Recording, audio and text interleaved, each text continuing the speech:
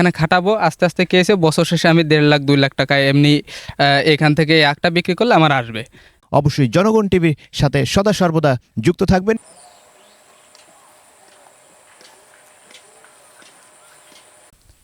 দর্শক আসসালামু আলাইকুম। আখ খেতে ছাগল বন্ধি, জলে বন্ধি মাছ, বন্ধুর কাছে আমি বন্ধি, ঘোরায় 12 মাস। দর্শক এই মুহূর্তে আপনাদেরকে কোনো ঘোরাঘুরিতে নিয়ে যেতে চাই না। এই মুহূর্তে আপনাদেরকে একটি সফল উদ্যোক্তার বা একজন সফল আখ চাষির আদ্যপত্য বিষয় নিয়ে আপনাদের সামনে আমরা হাজির হয়েছি এবং সেই বিষয়ে কথা বলতে চাই। তবে তার আগে আপনাদেরকে জানাতে চাই এই মুহূর্তে আমরা দাঁড়িয়ে রয়েছি যশোর জেলার বাঘারপাড়া উপজেলার নারকেলবাড়ি ইউনিয়নের অন্তরামপুরের এই আখ খেতে এবং একজন সফল উদ্যোক্তাকে আমরা অবশ্য পেয়েছি, তার সাথেই কথা বলতে যাচ্ছি। শেষ পর্যন্ত আপনারা আমাদের সাথেই থাকুন। আসসালামু আলাইকুম। ওয়ালাইকুম আসসালাম। ভাই আপনার নামটা? আমার নাম আবু রেহান ভাই। আচ্ছা, আপনি এই আখ চাষটা কতদিন ধরে করছেন এখানে? আমি আসলে ছোটোবেলা থেকে আগে আব্বু করতো, এখন ধরেন আমি মাঝে মধ্যে আব্বুর সাথে হেল্প করে দিই আর কি। আর এটা আমার ছোটোবেলার থেকেই এই চাষের সাথে। আচ্ছা, অনেক দিন ধরে আপনি আখ চাষের সাথে যেহেতু জড়িত রয়েছেন, এই আখ চাষে কতটুকু সফলতা পেয়েছেন যে তার জন্য প্রতি বছরই আপনি আখ চাষটা করেন? আসলে আখ চাষে আখ কাছে সারা বাংলাদেশের ভিতরে সবথেকে অর্থকারী ফসলই একটা আখ। এই আখ চাষের মাধ্যমে অনেক গরিব মানুষও মনে করেন যে সেই বড় লোকের কায়দায়, ঠিক আছে। আগে যারা মনে করেন পেটে ভাত জুটলো না, তারাও মনে করেন যে বর্তমানে আখের চাষ করে তারা স্বাবলম্বী।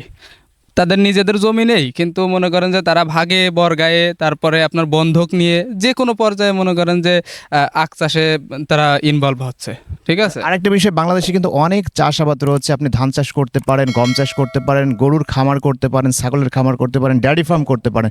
সেগুলো রেখে আপনি কেন আখ চাষের প্রতি এতটা আকৃষ্ট হয়েছেন?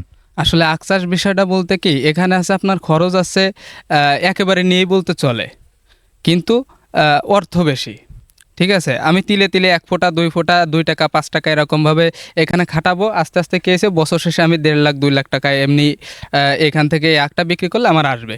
সেজন্য মনে করেন যে এই আখটা চাষ করা।